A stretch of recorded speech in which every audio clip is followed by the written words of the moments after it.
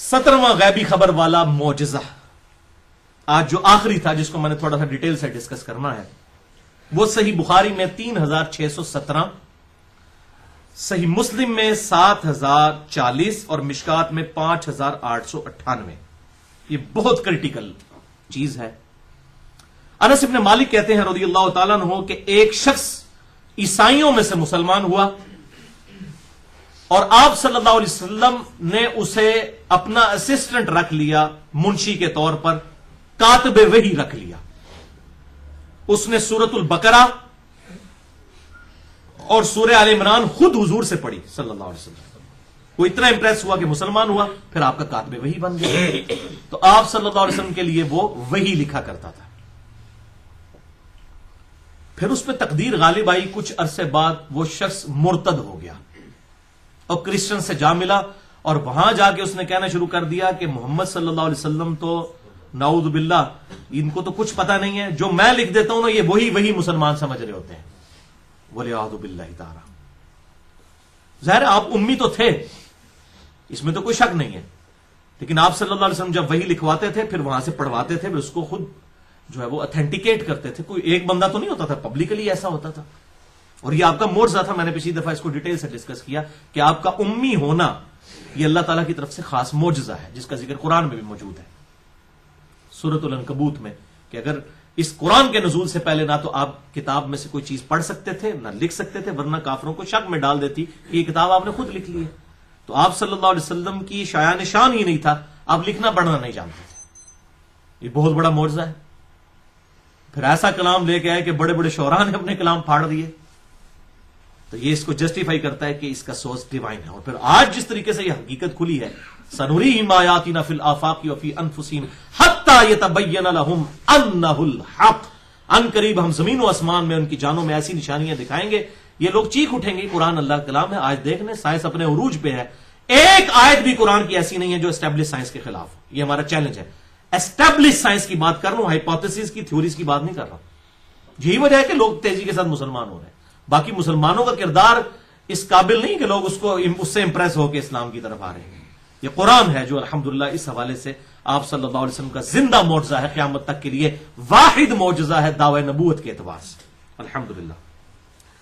تو اس نے یہ بات کرنی شروع کی کہ جو میں لکھ دیتا ہوں وہی ہوتی ہے۔ اسی دوران وہ مر گیا۔ آپ صلی اللہ علیہ وسلم نے فرمایا کہ زمین اسے قبول نہیں کرے گی۔ اللہ اکبر، بہت بڑی پروفیسی تھی۔ اس کے ساتھیوں نے اسے زمین میں دفنایا، صبح لاش باہر پڑی گئی۔ پھر انہوں نے کہا یہ ہو سکتا ہے حضور کے صحابہ نے بدلہ اتارا ہو، اس کی لاش باہر نکالی ہو، حالانکہ ان کی تو یہ تربیت ہی نہیں ہوئی تھی۔ انہوں نے کافی گہری قبر کھودی اور اس کو دوبارہ دفنایا، صبح اٹھے پھر لاش باہر پڑی ہوئی تھی۔ تیسرے دن انہوں نے اتنی گہری قبر کھودی کہ جتنی کھود سکتے، سمجھ لیں پانی نکلنے تک کی، اور اسے دفنا دیا۔ پھر صبح اٹھے پھر لاش باہر پڑی تھی۔ پھر لوگوں کو یقین آ گیا کہ یہ کوئی اللہ تعالیٰ کی طرف سے غیبی معاملہ ہو رہا ہے۔ آپ صلی اللہ علیہ وسلم نے جو فرمایا تھا نا زمین اسے قبول نہیں کرے گی، ظاہر ہے آپ صلی اللہ علیہ وسلم کی نبوت کو اس نے چیلنج کر دیا نا۔ کاتب وحی تھا، کوئی عام کاتب وحی بھی نہیں، جس نے سورہ البقرہ اور سورہ آل عمران آپ صلی اللہ علیہ وسلم نے خود پڑھی ہوئی تھی۔ تو وہ مرتد ہو گیا۔ تو اس حوالے سے میں اب تھوڑی سی ڈیٹیل گفتگو کرنا چاہتا ہوں کہ بھائیو یہ بڑا ڈر جانے کا مقام ہے، ہمیں اللہ تعالیٰ سے دعا کرنی چاہیے۔ اللہ تعالیٰ بڑا بے پرواہ ہے، یعنی کاتب وحی ہونا اگر کوئی ٹائٹل ہے اور اس ٹائٹل سے کوئی فائدہ ہونا ہوتا تو اس شخص کو ہو جاتا، جس کی لاش ہی اٹھا کے بڑے مار دی گئی۔ یعنی اللہ تعالیٰ آپ صلی اللہ علیہ وسلم کی اس خدمت کرنے کی برکت سے اس کو بچا لیتا کہ وہ مرتد نہ ہوتا، یہ غلط حرکتیں نہ کرتا، لیکن ایسا نہیں ہوا۔ اس پہ ایسی تقدیر غالب آئی، جو اس نے برے کام کیے اس کا وہ بال سے چکنا پڑا۔ اس لیے ہمیں اللہ تعالیٰ سے دعا کرنی چاہیے، اللہم من احییتہ منا فاحییہ علی الاسلام ومن توفیتہ منا فتوفہ علی الایمان، آمین۔ اللہم اجرنا من النار، اللہم اجرنا من النار، اللہم اجرنا من النار۔ بھائیو، کاتبین وحی کے اعتبار سے اور قرآن حکیم کی اتھینٹسٹی کے اعتبار سے میں یہاں پر تھوڑی سی ڈیٹیل گفتگو کروں، پھر ہماری یہ گفتگو انشاءاللہ 15-20 منٹ میں کنکلوڈ ہو جائے گی۔ کہ یاد رکھیں کہ قرآن حکیم اپنی حفاظت کے لیے کسی بھی کاتب وحی کا محتاج نہیں ہے. یہ قرآن میں اللہ تعالیٰ نے کیٹاگوریکل مینشن کر دیا ہے. اِنَّا نَحْنُ نَزَّلْنَا الذِّكْرَ وَإِنَّا لَهُ لَحَافِظُونَ. سورۃ الحجر آیت نمبر 9. بے شک اس الذکر یاد دہانی، اللہ کی یاد دلانے والی، تذکیر دلانے والی کتاب کو ہم نے نازل کیا اور ہم ہی اس کی حفاظت کرنے والے ہیں. اللہ تعالیٰ نے اس کی حفاظت کا ذمہ خود اپنے اوپر لیا ہوا ہے. یہ کسی بھی کاتب وحی کے اعتبار سے کسی کی محتاج نہیں ہے یہ کتاب کہ فلاں جو ہے. یہ میں اس لیے بات کر رہا ہوں کہ لوگ جو ہیں وہ بڑا عجیب و غریب اس حوالے سے پراپوگنڈا بھی کرتے رہتے ہیں. تو میں یہ معاملہ کلیئر کر دوں، کافروں کی طرف سے بھی ہوتا ہے، مسلمانوں کے اعتبار سے بھی ہوتا ہے. یہ کتاب وہ ہے جو بھائیوں تواتر کے ساتھ نقل ہوئی ہے، کسی کاتب وحی کی وجہ سے نہیں. آج بھی جب پرنٹنگ پریس سے قرآن بن کے نکلتا ہے نا، اس کی پروف ریڈنگ کون کرتا ہے؟ حافظ قرآن. دنیا میں اس وقت ملینز کی تعداد میں حافظ قرآن موجود ہیں، لاکھوں میں نہیں، ملینز میں. الحمدللہ ایک محتاط اندازے کے مطابق 1 کروڑ کے قریب موجود ہیں. چلیں یہ کوئی بہت ایگزیجریشن ہوگی، لاکھوں میں تو موجود ہیں. لاکھوں میں تو پاکستان میں آپ کو مل جائیں گے الحمدللہ. تو وہ حافظ قرآن اس کو سرٹیفائی کرتا ہے. آپ دیکھیں اس کے اینڈ پہ لکھا ہوتا ہے ہم نے اس کو حرف بہ حرف پڑھا ہے. کہاں سے دیکھ کے پڑھا ہے؟ جو سینہ بسینہ قرآن ٹرانسفر ہوا ہے تواتر کے ساتھ. اہل سنت کے ہاں، اہل تشیع کے ہاں ایک ہی قرآن ہے. یہ بالکل جھوٹا پراپوگنڈا ہے. کوئی شیعہ کا لادہ قرآن ہے تو مسلمانوں جو سنیوں کا قرآن لادہ ہے، اللہ معافی دے. اتنا بڑا مطلب اللہ تعالیٰ نے حفاظت کا ذمہ لیا ہوا ہے، پھر بھی قرآن 2 ہو گئے ہیں. عقل کو نہیں یاد، کیسے ہو سکتا ہے؟ ایسا نہیں ہے. آپ کبھی خود جا کے کسی شیعہ کی مسجد سے جا کے قرآن کھول کے پڑھا ہم نے کہ یار یہی قرآن ہے یا نہیں؟ یہی قرآن ہے جو یہ سعودی عرب سے بھی چھپ رہا ہے بلو بائنڈنگ کے ساتھ اور ریڈ بائنڈنگ کے ساتھ. یہی قرآن جو ہے وہ شام کے رائٹر طلحہ یاسین کا لکھا ہوا ایران سے بھی چھپ رہا ہے. ایک ہی کاپی رائٹ سے لیے میں دونوں نے، وہی چھپ رہا ہے. ایک ہی قرآن ہے. اس لیے میں نے اس پہ الگ سے گفتگو کی ہے، میں اس طرف نہیں جانا چاہتا ورنہ ڈیٹیل ہو جائے گی. مسئلہ نمبر 115 ہے قرآن کی حفاظت کا معجزہ اور سنی شیعہ کے اختلاف کی حقیقت. اس حوالے سے میں نے گفتگو کر دی ہے. تو یہ معجزہ اس حوالے سے کہ آپ صلی اللہ علیہ وسلم کو بھی کہا گیا کہ آپ نے بھی ٹینشن نہیں لینی کہ قرآن کیسے محفوظ ہوگا. اندازہ کریں. اور اس کا ذکر سورۃ القیامہ کی آیت نمبر 16 سے لے کر 19 تک ہے. اللہ تعالیٰ فرماتا ہے اعوذ باللہ من الشیطان الرجیم بسم اللہ الرحمن الرحیم لا تحرک بہ لسانک. اے محبوب صلی اللہ علیہ وسلم اپنی زبان کو تیزی سے حرکت نہ دیا کریں.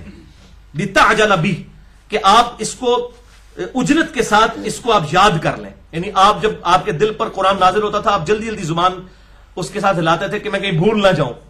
تو اللہ تعالیٰ فرمایا یہ آپ کام نہ کیا کریں. ان علینا جمعہ وقرآنہ، یہ ہمارے ذمے ہے اس قرآن کو جمع کر دینا آپ کے سینے کے اندر، اس قرآن کو پڑھانا یہ ہمارے ذمے ہے. فَإِذَا قَرَأْنَاهُ فَاتَّبِعْ قُرْآنَهُ، جب قرآن آپ پر پڑھا جا رہا ہو ہماری طرف سے جبرائیل علیہ السلام کے ذریعے تو آپ اس قرآن کی پیروی کیا کریں، اس قرات کی پیروی کیا کریں. ثُمَّ عَلَيْنَا بَيَانًا، پھر ہمارے ذمے ہے اس کا بیان بھی کر دینا، یعنی اس کی تشریح بھی احادیث کی شکل میں جو ہوگی یہ بھی اللہ تعالیٰ نے اپنے ذمے لی ہوئی ہے. اس لیے وہ ڈاکٹر اسرار صاحب نے وہ جو قرآن کی تشریح ریکارڈ کروائی اس کا نام بیان القرآن رکھا. قرآن کا بیان یعنی اس کی ایکسپلینیشن. کاتبین وحی کی تعداد احادیث اور سیرت کی کتابوں میں 20 سے زیادہ ملتی ہے. اس میں سے ایک کا تو آپ حال سن چکے، بخاری اور مسلم کی روشنی میں جو میں بتا چکا کہ وہ مرتد ہو گیا تھا. اسی طریقے سے ایک اور کاتب وحی بھی مرتد ہوا. سنن نسائی میں 4072 اور 4074 نمبر حدیث میں عبداللہ بن سعد ابی سرا جو حضرت عثمان کا رشتہ دار تھا، جس میں میں نے پورا لیکچر بھی ریکارڈ کروا دیا مسئلہ نمبر 116B کے عنوان سے. یہ بعد میں پھر اس نے دوبارہ سے اسلام قبول کر لیا اور اسی سے پلی لی ہے پھر ڈاکٹر ذاکر نائک نے بھی کہ اگر کوئی مرتد بھی ہو جائے، اگر وہ توبہ کر لے پھر اس کو قتل نہیں کیا جائے گا، اس کی توبہ ایکسپٹ کر لی جائے گی. آکسفورڈ یونیورسٹی کے لوگوں نے جب ان سے کوشچن کیا کہ جی مرتد کی جو اسلام چھوڑ دے اس کی سزا قتل ہے، تو ان کا نہیں، یہ بھی مثال موجود ہے. اسی سے ہی انہوں نے پلی لی. بہرحال یہ بھی کاتب وحی تھا، مرتد ہو گیا اور پھر دوبارہ اس نے اسلام قبول کیا. اسی طریقے سے ایک تیسرے کاتب وحی بھی ہیں حضرت معاویہ ابن ابی سفیان رضی اللہ تعالی عنہما، جن کا ذکر صحیح مسلم میں اشارتاً ملتا ہے کہ وہ کاتب تھے. وحی کا لفظ موجود نہیں، صرف کاتب کا، خط لکھنے والے. لیکن دلائل النبوہ امام بہقی کی کتاب میں موجود ہے ڈیٹیل کے ساتھ، وہ میں آگے یہ دونوں حدیثیں بیان بھی کر دوں گا. لیکن حیران کن بات یہ ہے کہ سیدنا ابو بکر صدیق مولا ابو بکر علیہ السلام رضی اللہ تعالی عنہ کے مبارک دور میں جنگ یمامہ جب ہوئی تو صحیح بخاری میں انٹرنیشنل نمبر کے مطابق 4986 نمبر حدیث ہے، مشکات میں 2220 نمبر.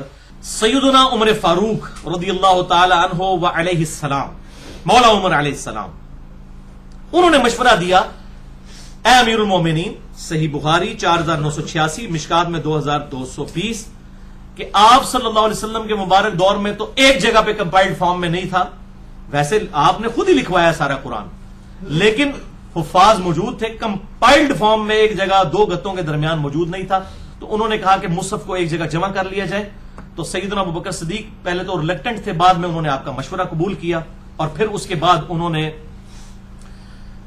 سیدنا زید ابن ثابت رضی اللہ تعالیٰ عنہ کو بلایا اور ان کی ذمہ داری لگائی، اور دو جملے بولے سیدنا ابو بکر صدیق رضی اللہ تعالیٰ عنہ نے. کہا کہ زید آپ عقل مند نوجوان ہیں، آپ پر کسی قسم کا الزام نہیں ہے، آپ صلی اللہ علیہ وسلم کے لیے آپ وہی لکھا کرتے تھے، لہذا قرآن حکیم کو ایک جگہ کمپائلڈ فارم میں آپ جمع کریں. تو حضرت معاویہ کو تو نہیں بلایا، وہ کاتب وہی تھے، تو ان کو بلایا جاتا، ان کی ذمہ داری یا ان کو ایک کمیٹی بنا دی جاتی، جس طرح یہاں سیاسی کمیٹی بنتی ہے کہ جی ایک بندہ ادھر سے ڈال لیں، ادھر سے ڈال لیں، ادھر سے ڈال لیں. انہوں نے صرف ایک بندے کی ڈیوٹی لگائی، زید ابن ثابت رضی اللہ تعالیٰ عنہ، اور کہا آپ پہ الزام نہیں ہے کسی قسم کا، یعنی آپ ٹرو مومن ہیں، یعنی شروع سے حضور کے ساتھ ہیں اور آپ وہی لکھتے ہیں، یعنی موسٹ ریلائبل پرسنالٹی آپ ہی ہے، آپ کے ذمہ کیا جائے. زید ابن ثابت کہتے ہیں اللہ کی قسم اگر ابو بکر رضی اللہ تعالیٰ عنہ وعلیہ السلام مجھے یہ کہتے نا کہ پہاڑ ایک جگہ سے کھود کے دوسری جگہ پہنچا دے تو میں زیادہ پریشان نہ ہوتا. اس سے مشکل کام یہ تھا کہ میرے ذمہ اتنی بڑی ذمہ داری انہوں نے لگا دی کہ قرآن حکیم کو ایک جگہ جو ہے کمپائلڈ فارم کے اندر جمع کیا جائے. بہرحال انہوں نے یہ معاملہ کیا الحمدللہ، اور قرآن حکیم کا یہ مصحف ہمارے پاس موجود ہے الحمدللہ اس حوالے سے. لہذا حضرت معاویہ بن ابی سفیان رضی اللہ تعالیٰ عنہ کے بارے میں جو بخاری اور مسلم میں ایسی احادیث آتی ہیں جس سے ان کے کریکٹر کے حوالے سے کافی کمزوریاں امت کے سامنے امام بخاری اور امام مسلم لے کر آئے، تو منکرین حدیث تو ان حدیثوں کو ہی جعلی کہتے ہیں. دوسری طرف جو اہل سنت ہیں وہ حدیثیں کہتے ہیں یہ حدیثیں تو ٹھیک ہیں، بیان نہیں کرنی چاہیے. تو بھئی اگر بیان نہیں کرنے والی تھی تو امام مسلم نے صحیح مسلم کے مقدمے میں لکھا ہے کہ میں صحیح مسلم عوام الناس کے لیے لکھ رہا ہوں. بیان تو انہوں نے کی ہیں، امت تک بات پہنچائی ہے کہ حق بات کیا ہے. اور میں مولویوں کو سنتا ہوں، ایک سعودی عرب میں مولوی بیٹھا ہوا ہے، اس کو عجیب و غریب قسم کی وہ باتیں کر رہا تھا، ایک انڈیا کا مولوی ہے وہ بھی باتیں کر رہا تھا کہ جی حضرت معاویہ کے بارے میں اگر آپ نے بات کی نا تو قرآن شک میں پڑ جائے گا، لعنت اللہ علی الکاذبین. اور قرآن معاویہ بن ابی سفیان رضی اللہ تعالیٰ کا محتاج ہے، جن کی ڈیوٹی بھی نہیں لگائی گئی ابو بکر صدیق کی طرف سے. وہ زید ابن ثابت کی ڈیوٹی لگی، قرآن شک میں پڑ جائے گا، اور تہاڈی روٹیاں شاکی چ پی جان گیاں، جہی ملوکیت دیا تنخواہ پہ کھاندے ہو وہ شاکی چ پی جان گیاں. اور نمک حلالی تو تسی کرنی ہے نا جنہاں کو لے کے پہ کھاندے ہو. قرآن شک میں پڑ جائے گا جی، یہ تو حضرت معاویہ پہ اٹیک جو ہے وہ قرآن پہ اٹیک ہے، وہ وہی لکھا کرتے تھے. اور بھائی کیڑی وہی لکھی؟ فتح مکہ کے موقع پر جو بندہ مسلمان ہوا جب 99.99% قرآن نازل ہو چکا ہے، اس کے بعد کون سی وہی لکھی ہے؟ اور اگر لکھی تھی اور لیبل پرسنالٹی تھی تو حضرت ابوبکر صدیق رضی اللہ تعالیٰ عنہ ان کی ڈیوٹی لگا دیتے نا، جو تسی مامے بنے ہوئے ہو جناب 1400 سال بعد انہوں نے وکالت پہ کر دیو، کمیٹی شامل کر دیتے. انہوں نے زید ابن ثابت کو کہا کہ آپ وہی لکھا کرتے تھے، آپ نوجوان ہیں اور آپ پہ کسی قسم کا الزام نہیں ہے، آپ کی ڈیوٹی ہے. تو بھائی حضرت معاویہ کا کوئی محتاج نہیں ہے، قرآن کسی بھی کاتب وحی کا محتاج نہیں ہے. آپ آیات سن چکے ہیں، اللہ تعالیٰ نے یہ اپنے ذمہ خود لیا تھا، یہ اللہ تعالیٰ نے محفوظ کیا ہے. اور یہ لکھنے کی وجہ سے صرف محفوظ نہیں ہے، یہ سینہ بہ سینہ قرآن جو ہے وہ تواتر کے ساتھ پوری دنیا کے اندر مسلمانوں کے سینوں میں چل رہا ہے. اور آج بھی جب بھی اس کی اتھینٹیکیشن کی جاتی ہے پرنٹنگ پریس سے، وہ حافظ قرآن کرتا ہے، اس کے پاس کوئی نسخہ نہیں ہوتا، وہ اپنے جو سینے میں محفوظ ہے اس کی بنیاد کے اوپر الحمدللہ کرتا ہے. تو یہ کسی کا محتاج نہیں ہے. الحمدللہ خلفائے راشدین کے ذریعے اللہ تعالیٰ نے علیہم السلام ان کے ذریعے اس کتاب کو محفوظ فرما دیا. اس حوالے سے میں آخر میں 3 حدیثیں بیان کرنا چاہتا ہوں صحیح مسلم سے، تاکہ یہ معاملہ میں کاتب وحی والا مسئلہ جو ہے اس کو بالکل کھول کر ایک امت تک یہ بھی حق بتا دوں، تاکہ یہ مجھے پھر بعد میں گالیاں نکالیں. لیکن مجھے کوئی گالی نہ نکالے، جس نے نکالنی امام مسلم کو نکالے اور اپنا ایمان برباد کرے، جنہوں نے یہ کتاب لکھ کر اور امت کو حق بات بتائی. آپ کے مولویوں نے، آپ کے استادوں نے آپ کو نہیں بتائی تو انہوں نے جان نو پیٹو، منو کو پیٹ دو. میرا تو آپ کو شکر گزار ہونا چاہیے کہ میرے ذریعے سے آپ کو حق بات پتہ چل رہی ہے جو کہ آپ کی اپنی کتابوں میں لکھی تھی. یعنی یہ صحیح مسلم ہماری اہل سنت کی مشترکہ کتاب ہے، یہ میں نے تو نہیں بنائی گھر بیٹھ کے.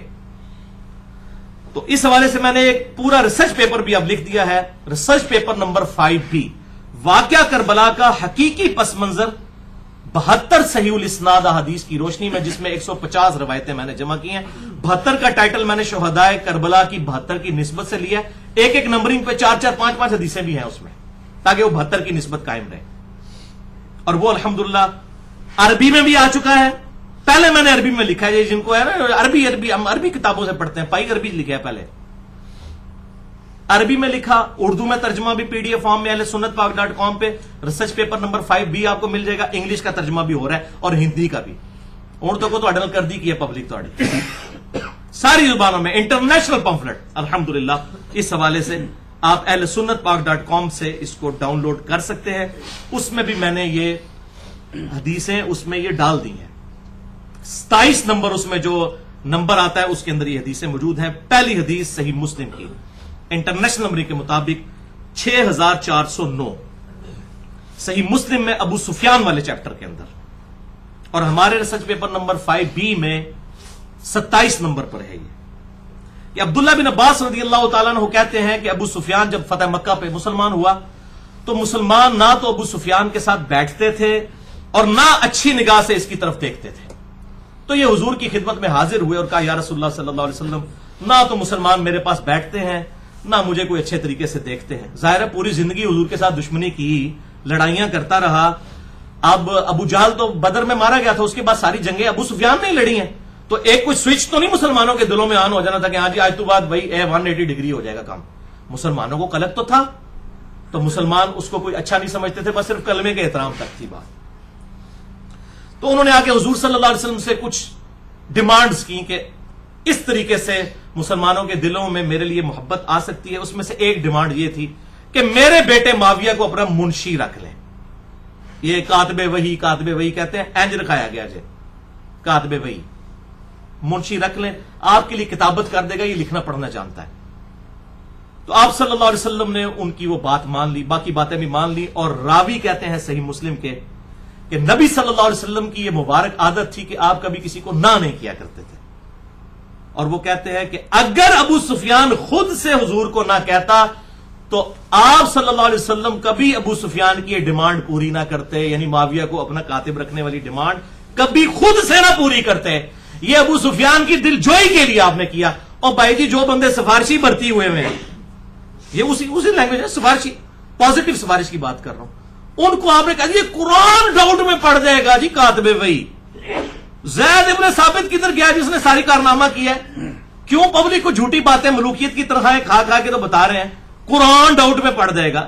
جاہل مولوی پتہ ہی نہیں ان کو کہ قرآن کہاں سے آیا، کس نے محفوظ کیا، انا نحن نزلنا الذکر وانا لہ لحافظون. تو اس قسم کی باتیں پبلک کو بتاتے ہیں. اینج پائی جی ہوئی ہے پرتی. اب آپ دیکھیں گے اس کے بعد کیا ہوا. یہ بھی صحیح مسلم میں دوسری حدیث 6628 اور ہمارے ریسرچ پیپر نمبر 5B پہ 27 نمبر پہ، اسی نمبرنگ پہ میں نے اکٹھی ڈالی ہے تاکہ پتہ چلے کہ یہ کاتب وحی کی بھرتی کیسے ہوئی ہے. اس کے راوی بھی عبداللہ ابن عباس ہے رضی اللہ تعالیٰ. وہ کہتے ہیں میں چھوٹا بچہ تھا، آپ صلی اللہ علیہ وسلم میرے پاس تشریف لائے تو کہتے ہیں میں دروازے کے پیچھے چھپ گیا. چھوٹے بچے تھے، ہارڈلی 10 سال کے قریب عمر ہوگی اس وقت، کیونکہ آپ صلی اللہ علیہ وسلم کی وفات کے وقت 13 سال تھی.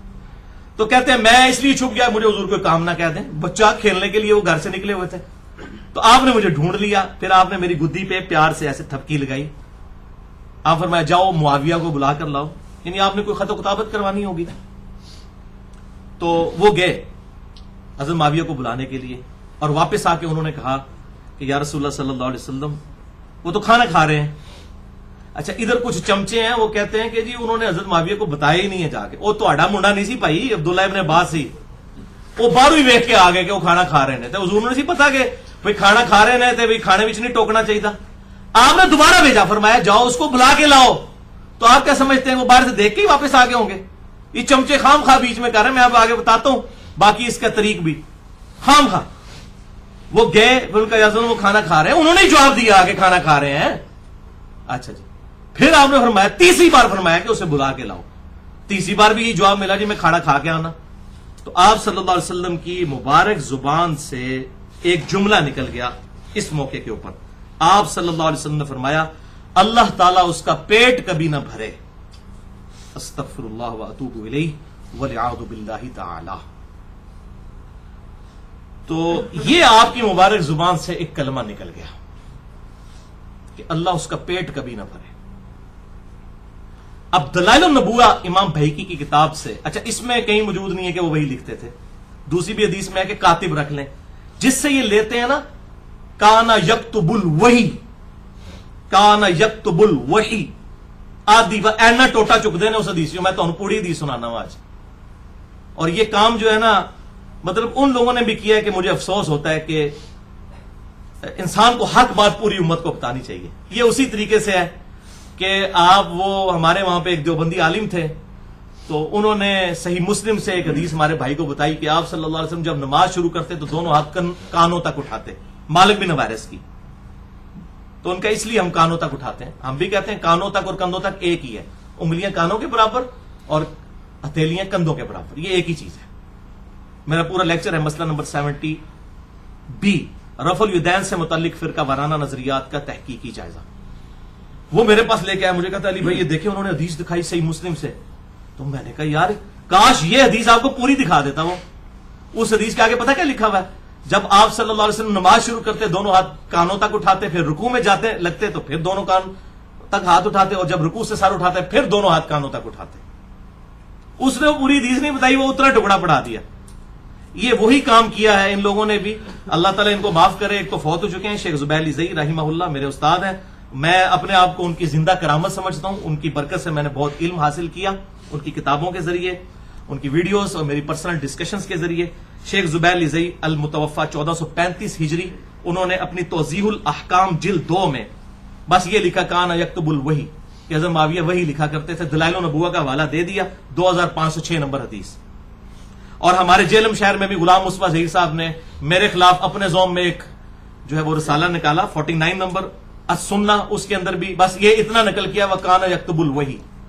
میں نے اس کو مکتبۃ الشاملہ میں لکھ کے ڈھونڈا، وہ نکال لیا. بھائی جی کمپیوٹر سے جھوٹ نہیں ماردا، مولوی تو چھپا جائے گا، کمپیوٹر تو نہیں چھپائے گا کیڑی گل پوری کی ہے. اب میں وہ پوری حدیث میں نے اس میں ڈال دی ہے الحمدللہ اپنے ریسرچ پیپر میں. میں آپ کو ورڈ بائی ورڈ بتاتا ہوں اور پھر آپ یہ فیصلہ کریں کہ یہ لوگ اس طرح کیوں کرتے ہیں، کس کو دھوکہ دینا چاہتے ہیں، کیوں اس طرح کی حرکتیں کرتے ہیں. اگر حق پر ہے پوری بات بتا کے اس کو جسٹیفائی کریں، پوری بات بتائیں پبلک کو، پوری اپنے گاٹے فٹ ہوندی ہے. اچھا اب دوسری طرف وہ بریلوی کہتے ہیں قل انما انا بشر مثلکم، نہ پڑھو حضور کی گستاخی ہو جائے گی. ادھر کہتے ہیں نہیں عقیدے کا معاملہ ہے ہم ضرور بیان کریں گے. بھائی حضور کی گستاخی بڑی گستاخی ہے یا معاویہ بن ابی سفیان کی گستاخی جو ان کے زوم میں گستاخی ہے وہ بڑی ہے؟ وہ حدیث بیان کرے کہتے ہیں یہ صحابہ کی گستاخی ہوتی ہے. پھر تسی قل انما انا بشر مثلکم بھی نہ بیان کریا کرو. اور آپ یہ بھی نہ بیان کریا کرے جامع ترمذی سے کہ حج تمتع پہ پابندی لگا دی تھی حضرت عمر علیہ السلام نے، تو حضرت عبداللہ ابن عمر نے مخالفت کی تھی، تو یہ تو حضرت عمر کی توہین ہے. کروڑوں معاویہ ایک عمر کے برابر نہیں ہو سکتے رضی اللہ عنہما. تو بھئی حضرت عمر کی گستاخی تو اہل حدیث کے ہر جو ہے وہ سٹیج سے ہو رہی ہے. اس حوالے سے نہیں، گستاخی نہیں ہے میرے بھائیوں، یہ حق ہے. حق کو واضح کرنے کے لیے ظاہر ساری باتیں ہوں گی. قرآن میں تو حضرت یوسف علیہ السلام کے بھائی 2 نبیوں کے صحابی ہیں، حضرت یعقوب کے بھی، حضرت یوسف علیہ السلام کے، ان کی غلطیاں بیان ہوئی. ان غلطیوں کے بعد لان تان کرنا یہ رافضیوں کا طریقہ ہے. اہل سنت کا طریقہ یہ کہ وہ حق بیان کرتے ہیں اور اللہ تعالیٰ کی لعنت کے مستحق نہیں ہو جاتے. سورۃ البقرہ کے تحت کہ جو حق چھپاتا ہے اس پہ اللہ کی لعنت اور تمام لعنت کرنے والوں کی لعنت. وہ لعنت سے بچتے ہیں، وہ لعنتی لوگ نہیں ہوتے. جو سنی ہوگا صحیح، وہ لعنتی نہیں ہوگا. یہ ٹنی ہے سارے. میں یہ کہوں ٹنی، سنا کے سنی ٹنی. اور سنی وہ ہوتا ہے جو بکش مسلمان ہو، کتاب و سنت کے مطابق اپنے عقائد رکھتا ہو. تو اب میں آپ کو بتا دیتا ہوں اس کے اندر پوری حدیث دلائل النبوہ 2506 نمبر. انہوں نے تو صرف لکھا وکان یکتب الوحی، وہ وہی لکھا کرتے تھے. اے دسنا جناب کی لکھتے سر. دلائل النبوہ امام بہیقی کی کتاب میں آتا ہے، عبداللہ ابن عباس بیان کرتے ہیں کہ میں بچوں کے ساتھ کھیل رہا تھا، رسول اللہ صلی اللہ علیہ وسلم تشریف لائے تو مجھے یہ خیال گزرا کہ آپ میرے لیے ہی آئے ہیں، چنانچہ میں چھپ گیا، مگر آپ صلی اللہ علیہ وسلم نے مجھے ڈھونڈ نکالا. آپ صلی اللہ علیہ وسلم نے مجھے ہلکی سی تھپکی لگائی اور فرمایا جاؤ معاویہ کو بلا کر لاؤ، اور وہ وہی لکھا کرتے تھے. اے جی بھائی ٹوٹا بھی چکا ڈلے انہوں نے، وَكَانَ يَكْتُبُ الْوَحِي.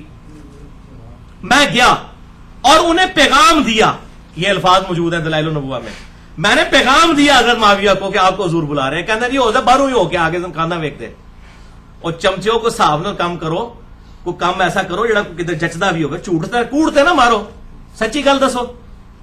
کہتے ہیں میں گیا انہیں پیغام دیا تو جواب میں کہا گیا وہ کھانا کھا رہے ہیں. میں نے آ کے آپ صلی اللہ علیہ وسلم کو بتا دیا. آپ صلی اللہ علیہ وسلم نے کچھ دیر بعد پھر فرمایا جاؤ معاویہ کو بلا کر لاؤ. پھر میں گیا، پھر وہی جواب ملا. پھر آپ صلی اللہ علیہ وسلم کو بات بتائی. پھر آپ نے تیسری بار فرمایا کہ اللہ تعالیٰ اس کا پیٹ نہ بھرے.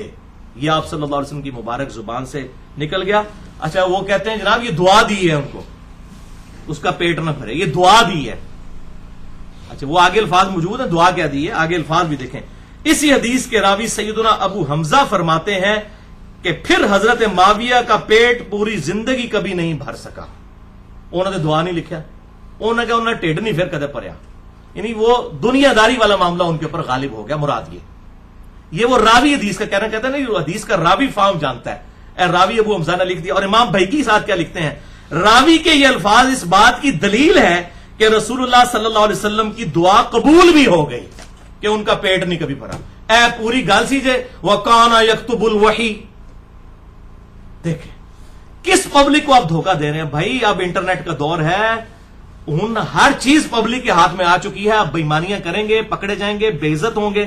اور یہی وجہ ہے کہ جب ہمارے لیکچر لوگ سنتے ہیں وہ اپنے علماء سے جا کے لڑتے ہیں، وہ کہتے ہیں تو کیا کس نے دی تجھے گل سنو، بجائے یہ کہ کوئی جواب دے. جواب تو ہوتا نہیں ہے. تو وہی بات ہے کہ جناب وہ اب بات سنے ہی نہ، تو انہوں کیا کہ بخاری مسلم نماز کا طریقہ پڑھو رفع الیدین نال، انہوں تے کرنا پہ جائے گا.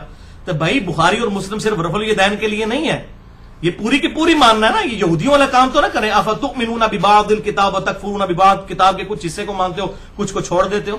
اسی کی تو ذلت خواری پھر کاٹ رہے ہو. حق بات قبول کرو، جو جھوٹی بات ہے کوئی غلط بات ہے تو ہمیں بتاؤ کہ یہ بات اس طریقے سے ہے، وہ بات جو ہے وہ اس طریقے سے سامنے آ جائے گی.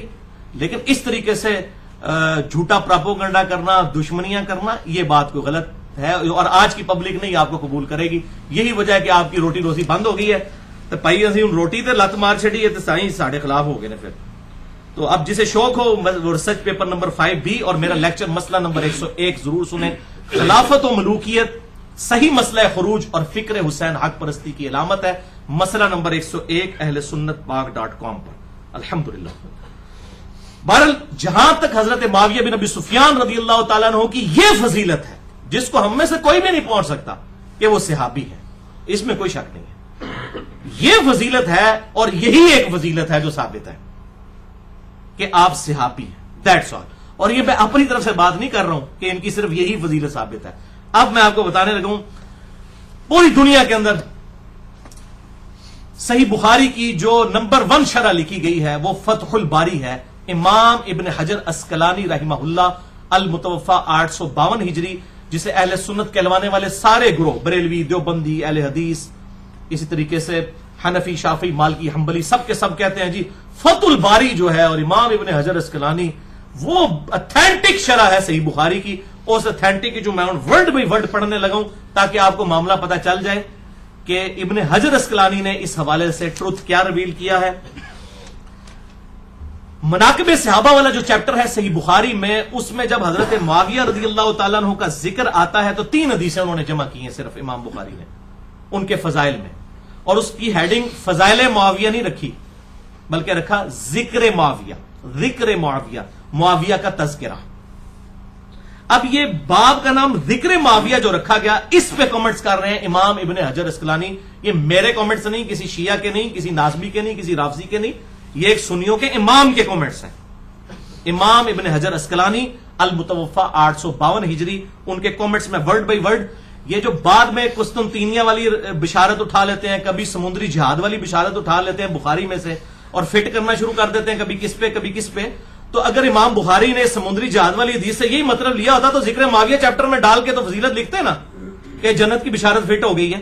ہم نہیں کہتے کسی کو دوست کی ہے جنتی کہیں، لیکن جو بات بنتی ہے امام بخاری سے فرشتیاں نہیں پتا تو 1400 سال بعد پتا لگی کہ بخاری میں یہ حدیث ہے سمندری میں آپ کو جنت کی بشارت ابھی دلوا دیتا ہوں. صحیح مسلم میں حدیث ہے انٹرنیشنل نمبر کے مطابق 553 نمبر کہ جس شخص نے پورے خشوع وضو کے ساتھ وضو کیا اور اس کے بعد 2 رکعتیں پڑھ لیں تحیت الوضو کی توجہ کے ساتھ، اس پہ جنت واجب ہو جائے گی. لو ہاں، کوئی قسطنطنیہ کوئی سمندری جہاز کی ضرورت نہیں تانوں، اس بعد جو مرضی کرتے رہو.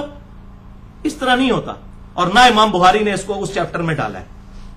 اب میں زیادہ ڈیٹیل میں نہیں جانا چاہتا، عقل مندوں کے لیے اتنا ہی اشارہ کافی ہے. امام ابن حجر اسقلانی کے کامنٹس صحیح بخاری فتح الباری میں اس باب ذکر معاویہ والی جو حدیث آئی ہے 3766 نمبر صحیح بخاری میں 3766، اس کے تحت ابن حجر اسقلانی کے کامنٹ سنے تو گالاں کٹ رہی ہیں تے ابن حجر نو کڈو، منو نہ کڈنا، میرا کوئی قصور نہیں ہے. چور نہ مارو، چور دی ماں نو مارو. امام ابن حجر اسقلانی لکھتے ہیں امام بخاری رحمت اللہ علیہ نے یہاں صحیح بخاری میں حضرت معاویہ رضی اللہ تعالیٰ عنہ سے متعلق باب کے عنوان میں صرف لفظ ذکر معاویہ بیان کیا اور فضیلت یا منقبت جیسے الفاظ استعمال نہیں کیے، یعنی فضائل معاویہ نہیں لکھا، کیونکہ اس حدیث سے کوئی فضیلت معلوم ہی نہیں ہوتی. وہ حدیث کیا تھی کہ حضرت معاویہ ایک وتر پڑھا کرتے تھے. تو ابن عباس کو آ کے شکایت کی گئی کہ یہ تو ایک ہی وتر پڑھتے ہیں. تو انہیں شکایت کی گئی کہ وہ ایک ہی وتر پڑھتے ہیں. شکایت تو انہوں نے کہا وہ صحابی ہیں، ان کو چھوڑ دو، فقیہ ہیں وہ، اگر یہ کام کر رہے ہیں تو ان کے اوپر کوئی یہ ہے جناب. اس میں سے انہوں نے لکھا کہ فقیہ اور صحابی ہم مانتے ہیں الحمدللہ، عقلمند صحابی تھے، بہت عقلمند تھے، ہم مانتے ہیں، اس میں کوئی شک نہیں ہے. تو یہ فضیلت نکلی ہے، اور اس حدیث کے تحت یہ سارے کامنٹس چل رہے ہیں ابن حجر اسقلانی کے. تو وہ کہتے ہیں کہ امام بخاری نے لفظ فضیلت یا منقبت جیسے الفاظ ذکر نہیں کیے کیونکہ اس حدیث سے کوئی فضیلت معلوم ہی نہیں ہوتی. یہ ابن حجر لکھ رہے ہیں، میں نے نہیں. البتہ ابن عباس کا حضرت معاویہ کے لیے فقیہ اور صحابیت کا بیان کرنا بطور فضیلت کافی ہے. تاہم امام ابن ابی عاصم رحمہ اللہ نے حضرت معاویہ کے مناقب میں ایک رسالہ لکھا ہے. اسی طرح کا کام ابو عمر غلام نے بھی کیا اور ابو بکر نقاش نے بھی کیا. اور امام ابن جوزی المتوفا 597 ہجری، جنہوں نے جزید کے خلاف کتاب بھی لکھی ہے، محدث ابن جوزی، انہوں نے من گھڑت احادیث کی نشاندہی کرنے والی ان کی مشہور کتاب الموضوعات میں بھی کچھ روایتیں ذکر کی ہیں. کتنے کتنی نے؟ الموضوعات. یہ انگوٹھے چومنے والی حدیث بھی الموضوعات میں ہے. وہ ہم بریلویوں سے والا مانے، وہ کہتے ہیں موضوعات شریف، موضوع کہتے ہیں گھڑی ہوئی حدیث. اے بھی یہ حضرت معاویہ دی بڑی فضیلتاں آئی ہیں، موضوعات شریف اس نے گھڑی ہوئی حدیثیں. یہ ابن جوزی لکھتے ہیں موضوعات شریف، یہ موضوعات بھی شریف ہو گیا. میں بھی کچھ روایتیں ذکر کر کے امام اسحاق بن راہوے المتوفا 238 ہجری، جو امام بخاری کے استاد ہیں، ان کا قول ابن جوزی نے نقل کیا کہ حضرت معاویہ کی فضیلت میں صحابیت کے سوا کوئی بھی چیز ثابت نہیں ہے. امام ابن حجر اسقلانی مزید لکھتے ہیں یہی وجہ ہے کہ امام بخاری نے بھی اپنے استاد امام اسحاق بن راہوے المتوفا 238 ہجری پر ہی اعتماد کیا ہے اور حضرت معاویہ کے ذکر میں لفظ فضیلت یا منقبت استعمال کرنے سے گریز کیا. تاہم اپنی گہری نظر سے ایسا استنباط فرمایا، یعنی حضرت معاویہ کو صحابی ثابت کیا کہ جس سے روافظ کی بھی سرکوبی ہو جائے. یہ مردود جو رافضی کہتے ہیں کہ نعوذ باللہ وہ منافق تھے یا کافر تھے، حضرت معاویہ بن ابی سفیان رضی اللہ تعالیٰ عنہ، ان کا بھی رد کیا انہوں نے تاکہ یہ ثابت ہو جائے کہ وہ صحابی تھے، انہوں نے کلمہ پڑھا تھا، مسلمان ہوئے تھے. اور امام نسائی المتوفا 303 ہجری کا واقعہ اس بارے میں مشہور ہے. انہوں نے بھی اپنے استاد امام نسائی کے بھی استاد ہیں، امام بخاری کے بھی استاد ہیں، امام اسحاق بن راہوے المتوفا 238 ہجری، ان پر اعتماد کیا اور اپنی مشہور کتاب فضائل صحابہ میں کوئی بھی حدیث حضرت معاویہ کی فضیلت میں ذکر نہیں کی. اور پھر امام حاکم المتوفا 405 ہجری کا بھی قصہ اسی طرح ہے. امام ابن جوزی المتوفا 597 ہجری نے عبداللہ بن احمد سے ان کے والد امام احمد بن حنبل کا مکالمہ بھی نقل کیا ہے، جو انہوں نے اپنے والد احمد بن حنبل سے پوچھا. یہ ہے بڑی کریٹیکل بات جو امام ابن جوزی المتوفا 597 ہجری نے نقل کی ہے. امام احمد بن حنبل سے ان کے بیٹے نے پوچھا کہ سیدنا علی بن ابی طالب اور حضرت معاویہ بن ابی سفیان رضی اللہ تعالی عنہما کے اختلاف سے متعلق آپ کی کیا رائے ہے؟ تو امام احمد بن حنبل المتوفا 241 ہجری نے کچھ دیر تک سر جھکائی رکھا. یہ میں ان کے جواب دیا پتر لوں کہ گستاخی نہ ہو جائے تو سوچتے رہے تھوڑی دیر تک، یا کوئی ایسا جملہ بولوں کہ وہ سب کچھ کمپریہنسو ہو. تھوڑی دیر بعد انہوں نے سر اٹھا کر کہا میرے بیٹے خوب سمجھ لے، سیدنا علی بن ابی طالب کے دشمن بہت زیادہ تھے، جنہوں نے ان کے عیب تلاش کرنے کی بڑی کوشش کی مگر ناکام رہے۔ چنانچہ ان دشمنوں نے ایک متبادل چال کے طور پر ایک دوسرے شخص یعنی معاویہ بن ابی سفیان کو اپنے مقصد کی برآوری کے لیے موزوں پایا، جو کہ ان سے جنگیں کر چکا تھا۔ چنانچہ ان دشمنوں نے حضرت علی رضی اللہ تعالیٰ عنہ کے مقابلے پر حضرت معاویہ کو بڑھا چڑھا کر پیش کیا۔ امام احمد بن حنبل کے اس جواب میں اشارہ ہے، یہ ابن حجر اسقلانی لکھتے ہیں کہ یہ احمد بن حنبل نے جو کہا نا کہ انہوں نے بڑھا چڑھا کے پیش کیا، تو ابن حجر اس پہ کامنٹس کر رہے ہیں۔ وہ کہتے ہیں کہ اس میں احمد بن حنبل نے یہ جواب دیا، اس میں اشارہ ہے کہ کچھ لوگوں نے حضرت معاویہ کے لیے بے بنیاد فضائل گھاڑ لیے ہیں جن کی کوئی اصلیت نہیں ہے۔ یہ حقیقت ہے کہ حضرت معاویہ رضی اللہ تعالیٰ عنہ کے لیے روایات فضیلت تو بہت زیادہ آئی ہیں، مگر ان احادیث میں سے کوئی ایک حدیث بھی اسنادی اعتبار سے اصول محدثین پر صحیح نہیں ہے، کیٹیگوریکل ڈینائی۔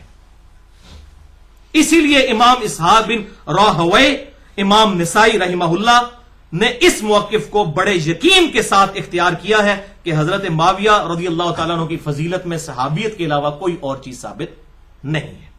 یہ ہے بھائیو وہ ساری چیز۔ البتہ میں چونکہ منصف مزاج آدمی ہوں، میں آخر میں ان کی صحابیت ثابت کرنے کے لیے اپنی گفتگو کو کنکلوڈ کرتا ہوں۔ صحیح مسلم کی وہ جو تیسری حدیث میں نے بیان کرنی تھی، انٹرنیشنل نمبر کے مطابق 6857 ہے، مشکات میں بھی موجود ہے 2278، جو مسند احمد میں بھی ہے، اور اکثر یہ طارق قادری صاحب اسے وہ میلاد کی محفل کے ثبوت میں یہ حدیث پیش کر رہے ہوتے ہیں، صحیح مسلم اور مسند احمد کی۔ ابو سعید خدری رضی اللہ تعالیٰ عنہ کہتے ہیں کہ ایک دن حضرت معاویہ بن ابی سفیان رضی اللہ تعالیٰ عنہ مسجد میں تشریف لائے تو کچھ صحابہ کرام، کچھ تابعین بیٹھے ہوئے آپس میں گفتگو کر رہے تھے، تو حضرت معاویہ ان کے قریب آئے اور کہا کہ یہاں تم کس لیے بیٹھے ہو؟ تو انہوں نے کہا ہم اللہ کا ذکر کرنے بیٹھے ہیں، اللہ رسول کی باتیں کر رہے ہیں۔ تو حضرت معاویہ نے کہا کہ اللہ کی قسم اٹھا کر کہو کہ تم اسی کام کے لیے بیٹھے ہو۔ انہوں نے کہا کہ اللہ کی قسم ہم صرف اللہ تبارک و تعالیٰ کے ذکر کے لیے یہاں پر بیٹھے ہیں۔ تو پھر حضرت معاویہ رضی اللہ تعالیٰ عنہ نے کہا کہ میں نے یہ قسم اس لیے نہیں اٹھوائی کہ معاذ اللہ میں نے کوئی بدگمانی کی ہے تمہارے بارے میں، بلکہ آپ رضی اللہ تعالیٰ عنہ نے سنت پر عمل کیا۔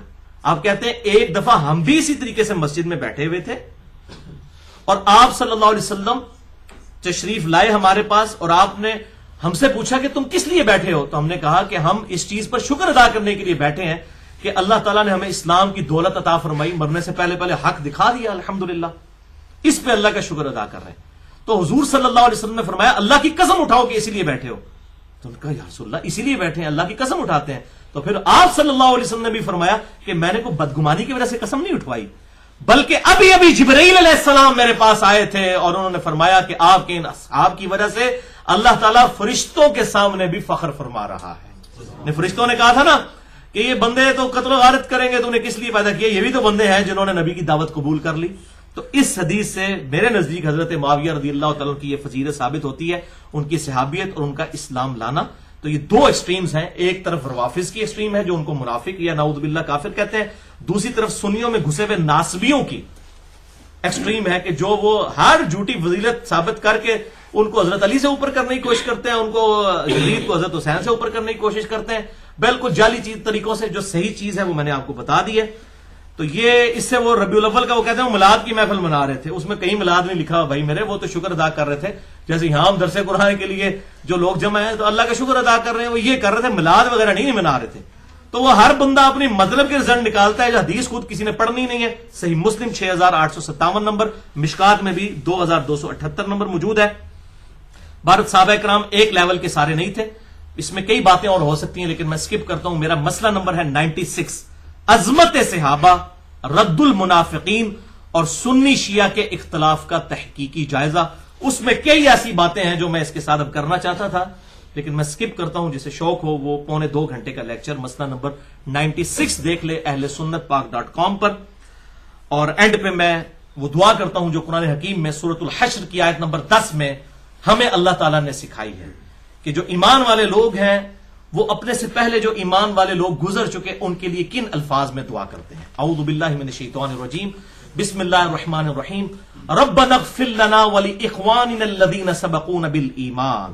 اے اللہ ہمیں بھی بخش دے اور ہم سے پہلے جتنے بھی ایمان کی حالت میں دنیا سے گئے ہیں، چاہے صحابہ ہوں، تابعین ہوں، تبع تابعین ہوں، جو بھی کلمہ گو مسلمان تھے، سب کو بخش دے، آمین۔ یہ دعا، اور پھر ساتھ ہی ہے ولا تجعل فی قلوبنا غلا للذین آمنوا ربنا انک رؤوف الرحیم، اے اللہ ان مسلمانوں کے بارے میں ہمارے دل میں کوئی برائی، کوئی کینہ نہ رکھنا، جو اہل ایمان گزر چکے ان کے بارے میں برائی اور کوئی کینہ نہ رکھنا، اے اللہ تو بخشنے والا مہربان ہے۔ اب یہ غلطی کا بیان کرنا کوئی کینہ نہیں ہے، ورنہ میں اس میں آپ کو ایک اینٹی وینم اور پھکی کے طور پر، علم الکلام کے طور پر الزامی جواب دے دوں۔ صحیح بخاری اٹھا کے آپ دیکھ لیں، حضرت واشی نے اسلام قبول کر لیا فتح مکہ کے بعد۔ آپ صلی اللہ علیہ وسلم نے فرمایا واشی تیرا اسلام قبول، یہ بخاری شریف ہے، کوئی سٹوری بک نہیں میں پڑھ رہا، واشی والے چیپٹر میں آپ دیکھ لیں، اس کے اسلام لانے والے واقعے میں، تیرا اسلام قبول ہے لیکن مجھے اپنی شکل نہیں دکھانی تو نے، کیونکہ مجھے اپنا چچا یاد آتا ہے حمزہ۔ اب حمزہ کوئی عام انسان تو نہیں تھے، حضور صلی اللہ علیہ وسلم کے دودھ پیتے بھائی بھی تھے، چچا بھی لگتے تھے، تو آپ کو اپنا دکھ نہیں بھولا۔ تو جن لوگوں نے حضرت حسین کو تکلیفیں دیں، وہ کس منہ سے چاہتے ہیں کہ جی ہم جو ہے وہ ان لوگوں کے بارے میں، اگر اللہ کے محبوب جن کے بارے میں قرآن کہہ رہا ہے بالمؤمنین رؤوف الرحیم، جو واشی کے لیے رؤوف الرحیم تھے، انہوں نے بھی اپنے جذبات میں یہ بات کی کہ مجھے اپنی شکل نہیں دکھانی ہے، تو اب لگائیں فتویٰ کہ آپ کے دل میں بغض تھا واشی کا؟ نہیں، بغض نہیں تھا، بس آپ کو تکلیف ہوتی تھی میرے سامنے نہ آئے۔ اسی طریقے سے جن لوگوں نے حضرت حسین کو یا حضرت علی کو یا خلفائے راشدین کو تکلیف دی ہیں، ہمیں ان کے بارے میں ہمارے دل میں بھی رنج موجود ہے، اس سے زیادہ کچھ نہیں ہے۔ ہم تو کہتے ہیں سب کو اللہ تعالیٰ بخش دے، ہمارے سے پوچھ کے کسی نے جنت میں نہیں بھیجنا کسی کو، اور نہ یہ بات ہے کہ سب کے سب بلا حساب و کتاب بخشے جائیں گے، یہ بھی بالکل جعلی بات ہے۔ وہ 70,000 لوگ ہی بلا حساب و کتاب جانے ہیں، جن میں حضرت عکاشہ شامل ہیں بخاری اور مسلم میں، اور باقی لوگ شامل نہیں ہیں۔ یہ کوئی اتنا سیدھا معاملہ نہیں ہے کہ جس نے بھی آپ کو دیکھ لیا اور بلا حساب و کتاب ہی جنت میں چلا گیا، ورنہ صحیح مسلم کھول کے دیکھ لیں، مدعم نامی غلام تھا جو آپ صلی اللہ علیہ وسلم کی سواری کا کجاوا کسا کرتا تھا اور آپ کو سفر و حضر میں وضو کروایا کرتا تھا۔ خیبر کے موقع پر اسے نامعلوم تیر لگا اور وہ شہید ہو گیا۔ صحابہ نے کہا تو سیدھا جنتی ہے، اسی بھی یہی کہنا سی۔ آپ فرمایا تم جنت کی بشارت دے رہے ہو، جبکہ اس نے خیبر کے مال غنیمت میں سے ایک چادر چوری کی تھی اور میں دیکھ رہا ہوں کہ آگ کی پناہ کے اس پہ ڈال دی گئی ہے۔ ایک چادر کو اللہ نے اتنا سیریس لے لیا، اور حضور صلی اللہ علیہ وسلم کی خدمت کرنے والا وہ صحابی تھا۔ جب اللہ تعالیٰ پکڑنے پہ آئے تو وہ کسی کو چھوٹی سی بات پہ بھی پکڑ سکتا ہے۔ ہم کسی کو جنت کی گارنٹیاں نہیں مان سکتے، ہم یہ کہتے ہیں کہ ہر کلمہ گو انشاءاللہ ایک نہ ایک دن جنت میں جائے گا، بس اس سے زیادہ ہم نہیں کہتے۔ یا وہ جو لوگ جن کو بائی نیم جنت کی بشارت دی گئی ہے، عشرہ مبشرہ ہوں یا اصحاب شجرہ ہوں یا اصحاب بدر ہوں، ان کا معاملہ الگ ہے۔ باقی بڑا سینسٹیو ایشو ہے، اتنا سیدھا معاملہ نہیں ہے، اسی لیے میں نے آپ کو لیکچر کا حوالہ دے دیا۔ میں نے کہا کچھ باتیں میں نہیں اب کرنا چاہتا ورنہ ٹائم بہت لگ جائے گا۔ مسئلہ نمبر 96، عظمت صحابہ، رد المنافقین اور سنی شیعہ کے اختلاف کا تحقیقی جائزہ، اہل سنت پاک .com پر۔